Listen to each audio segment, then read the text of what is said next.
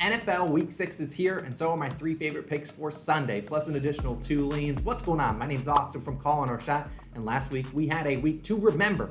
This video alone went 3-0 with the Patriots, Browns, and Saints all covering. Even our 2 leans that we give at the end of the video with the Texans and Jets both covered as well. Overall in week 5, a 9-3 week. 4-1 on spreads and over-unders, 5-2 on player props, and so far through 5 weeks, we are crushing our game picks at a 73% clip. Let's continue to crush the books on Sunday. If you're new to the Calling Our Shot community, do me a favor. Make sure you don't miss out on any of the videos. Go down below, hit that subscribe button. We're closing in on 50,000 subscribers. Also drop a like too. Last week I said if we hit 1,500 likes that I'd wear a suit and tie, and while we didn't hit that, we were about a couple hundred likes away. You see me, I'm out in the suit and tie. Let's give out some winners. If you're ever looking for some sportsbook sign-up bonuses, look no further. Go to the video description. You'll see a bunch of those different things. But without further ado, let's hop into one of my favorite picks for Sunday, and it will be, drumroll please, the Baltimore Ravens, -4.5, taking on the New York Giants. It's currently -115 on FanDuel. And before I get into my analysis, I want to pop up, the lines, because we see a couple books at 5.5. I'm obviously taking 4.5, but unfortunately, sometimes I can't control line movement. So we post these videos on Wednesdays.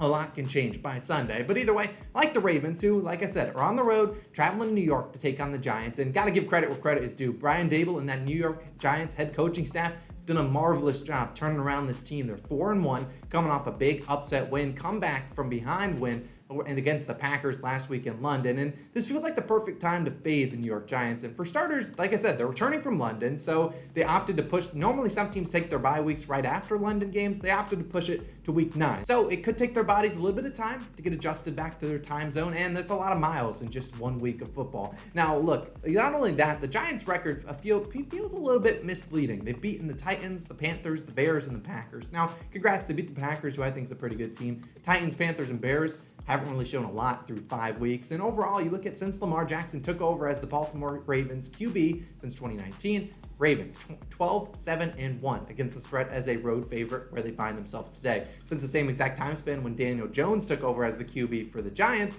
are just 7-13 against the spread as home underdogs. I like this matchup for the Ravens to get up early and then be able to run the football, something the Packers abandoned in the second half. I don't know why Matt LaFleur and the Packers offense said, no, we're tired of running the football, but they abandoned it. And the Giants are a team that's been giving up a ton of rushing yards, 7th most rushing yards per game in the NFL. Ravens, on the other side, average the 7th most rushing yards per game. So this kind of matches up for their strength. But you look at the weakness of the Ravens defense, it is their secondary. They got guys like Marcus Peters and Marlon Humphrey who play tight coverage, and they get beat a lot over the top, or sometimes they lead to penalties. But this is the Giants team that has, 1, not a lot of wide receivers. A lot of those guys are banged up. And 2, they only have 6 20-plus yard completions so far this season. So that's the fewest in the NFL. The next closest is the LA Rams, who have 11, almost double what they've done. So the Ravens defense has been getting beat over the top, but it's the Giants team that can't beat them over the top. They haven't been able to show that all season long. So I think they're going to struggle. We saw Daniel Jones complete 78% of his passes last week against the Packers. I think he's due a little bit of regression. Sorry, Giants fans. I got the Ravens in this one. I think they cover this pretty easily. Give me a -4.5. If the line goes up to 5.5, take it there too. Now let's move on to my second play for the weekend. Another team 5.5 8-point favorites. San Francisco 49ers. I'm taking them -5.5. Very rarely do you see me lay, bigger favorites, but I like these 2 teams to get it done, and they're taking on the Falcons. Now, first and foremost, give credit where credit's due. Falcons, the only remaining team in the NFL 5-0 against the spread. They've been an absolute wagon, and it's a shame that can't go to 6-0 this weekend, as they're going to lose and get spanked by the 49ers. But let's talk more why we like the 49ers to cover this 5.5 points on Sunday. Now, it's worth noting, I think this line would be higher if the 49ers didn't have a ton of defensive injuries. I'll pop up their depth chart. Nick Bosa, injured. Greenlaw, Armstead, injured. Now Mosley, a good cornerback, out for the year. But I trust DeMeco Ryans, who is going to be a future NFL head coach. I trust him to get this squad ready to go, regardless of if they have their 1A or 1B players out there. I think they got a lot of talent still on that defensive side of the football. And so far this season, the 49ers defense, dominant. They're first in total yards allowed, first in points per game, first in rushing yards allowed. They're third in third down percentage allowed. So this defense has been really good all season long. I think they continue that despite the injuries. On the other side of the defensive side, it's going to be the Falcons defense, which, despite covering in all 5 games, it hasn't looked good. 26th in total yards allowed, 20th in points per game, 17th in rushing yards allowed, 27th in third down percentage. Hard to get teams off the field, and 29th in passing yards. Now, while this 49ers team isn't going to be throwing for 400 yards, and if they are, they probably 100% are losing this game. But this is the 49ers team that wants to run the football, and I think they're going to be able to do it on Sunday. I mean, they're 6th in rushing attempts per game, 8th in rushing yards per game, and Jeff Wilson had a pretty good game last week. I think 120 rushing yards. And if it weren't for, you look at a kind of comparison of a team, look at the Browns, who played the Falcons a couple weeks back. The Browns obviously lost that game, but they were able to run for 177 rushing yards. They just had 2 turnovers, 7 penalties. I think this 49ers team much better than that Browns team. Trust Jimmy Garoppolo a little bit more than Jacoby Brissett. And overall, the Falcons are the master of that backdoor cover, but I don't think he gets it done in this week's showdown. 49ers took down the Panthers last week 37-15. Panthers and Falcons had a pretty close contest earlier this season. Hopefully they continue their momentum. Riding with the 49ers, minus the 5.5 points for a big week 6. My third pick for the Sunday, and then we'll talk about 2 leans. It's going to be the Panthers. Team total over 14.5, plus 100 on points bet. Now, some books might list this as the away team's total, as the Panthers are on the road in LA taking on the Rams. But either way, I really like the Panthers here. And by no means am I saying the Panthers are covering the 10.5 points they're currently getting, as I wouldn't put money on that.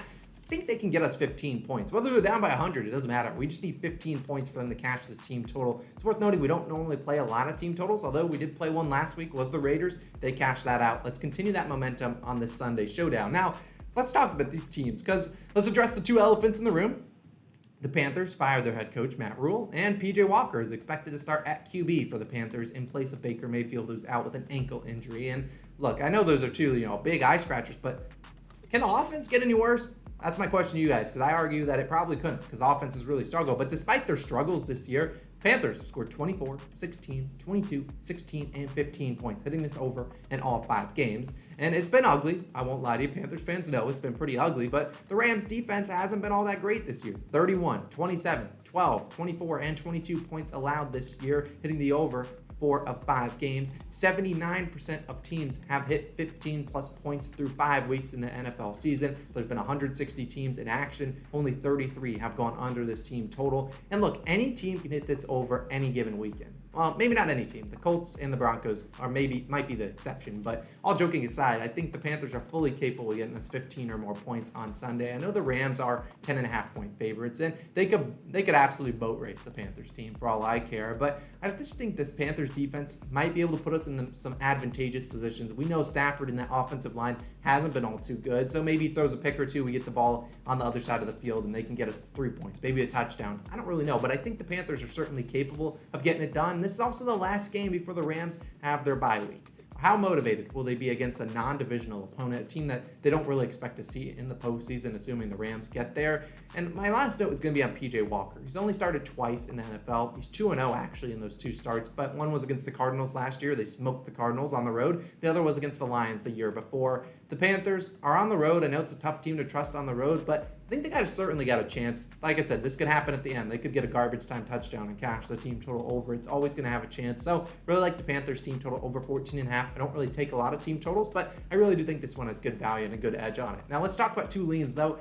As always, I need to put this disclaimer. These are just leans. I'm not going to play them. I'm not going to put any of my own money on them. They won't be counted towards my record, and they could both lose, and that could happen. Last week they went 2-0, but that's not likely going to be the case for the whole season long. So continue to do your research, not only for the leans, but also for the rest of the picks, because as always, you got to be sure you're doing your research. Let's talk about this first one though, the Dolphins plus 3.5. Now, I've seen this line at 3 on some books. I'd probably, if I were to bet it, I'd want to take that extra half point. So maybe wait until closer to kickoff. We'll see if this line changes or not. But this line kind of stuck out to me because you got a Vikings team that's 4-1, kind of going up on the up, and then you got a Dolphins team going on the down. They're only 3-2. They are 3-2, but they obviously are coming off that 40-17 beatdown by my New York Jets. Now, the main reason I lean this one, and it's only a lean, is because I don't know who's going to start at quarterback. I mean, Tua Tagovailoa, I assume he's out. Teddy Bridgewater, assumed back. I don't want Skylar Thompson out there if I'm a Dolphins bettor, but by the time you're watching this, you probably know who's going to be starting for this Miami Dolphins team, but I don't unfortunately know that when I record this Tuesday nights. But still, I think the Dolphins got a good chance because they have one of the biggest home field advantages in the NFL, and it just comes down to weather. They're used to playing in the Miami heat, the Florida humidity. A lot of teams aren't used to that. Just ask the Buffalo Bills a couple weeks back when they lost to the Dolphins. Those guys were exhausted, and this is a team coming from Minnesota, also has a bye week next week. Could this be a big letdown spot for the Minnesota Vikings? I think it certainly could. I'm not saying the Dolphins are going to come out here and win this game, although they potentially could. I just think the Dolphins are going to keep it close. Hopefully Teddy Bridgewater's out there. I don't expect Tua Tagovailoa, but if he is out there, even better for Dolphins bettors. Just saying, leave the Vikings out of your money line parlays. I'm a little bit suspect of them this week. I think the Dolphins got a good chance to get back on track. Now, my final lean of the video going to be the Cardinals, -2.5 as they take on the Seahawks. Now, this goes back to a common theme if you've been watching these videos. You probably don't need me to beat this into your head, but you fade the Cardinals when they're at home, you tail them on the road, and today, on Sunday, they find themselves on the road against the Seahawks. Now, the Cardinals 2-0 against the spread on the road this year, and since 2019 when Cliff Kingsbury took over, 19-7-2 against the spread on the road. By far the best in the NFL. And I understand Geno Smith has been great. He's been terrific. He's been out of this world for the Seahawks offense. And unfortunately for Geno, can't play defense. While I probably should get out there and play defense, couldn't be any worse than what they've been doing so far, but they can't stop anyone. And I quietly think this Cardinals defense is better than advertised, better than people think this team is. They're led by Byron Murphy Jr., J.J. Watt. They have other leaders on the defensive side, and I think you saw what they did to the Eagles last week. They had a chance to tie and force that game into overtime before they missed a field goal. They had their chances. They did end up covering in that one, and I just think the Seahawks offense is very similar to what we saw out of the Lions last week. While I'm not saying the Seahawks are getting shut out this week, we saw, everyone was so high on the Lions offense. Oh, this team's the best offense in the league, most points per game. They got spanked by the Patriots. Luckily, we were on the Patriots side in that one. And while I don't think the Seahawks get spanked here, I do think that you could see the Cardinals come out here and at least get a must-needed win. We've heard Cliff Kingsbury talking about how this team needs to get back on track, needs to get some wins in a hurry, and I think they can get one here on Sunday. It's worth noting the Cardinals have beaten the Seahawks in 3 of the last 5 versus Seattle, including 2 of 3 in Seattle. This is staying as a lean, but if I were to add a 4th pick, I would make this one the 4th pick, not the Dolphins, just because I don't know what the Dolphins' state of QB will be. But I do think that we'll see the Cardinals have a good chance at winning this game. Maybe they make it into the money line parlay in Friday's video, but I think they got a good chance. So give me the Cardinals minus the 2.5 as my final lean of the day. But my 3 official picks, like we talked about at the top of the show. Carolina Panthers, team total over 14.5 points. Then we're taking the 49ers minus 5.5. The Ravens minus 4.5. That's going to wrap it up. If you're new to the channel, hit that subscribe button. What are you doing? You're this far into the video and haven't subscribed, go do that. Hit that like button too to all the OGs out there. You got a bunch of other videos popping up on the screen that might interest you. Check those out. And boys and girls, we got more football, more baseball, and starting Tuesday, basketball content coming your guys' way. We appreciate you guys as always for tuning in. I'm Austin. I'm signing out. Maybe I'll be in the suit next week. We'll see. Peace out.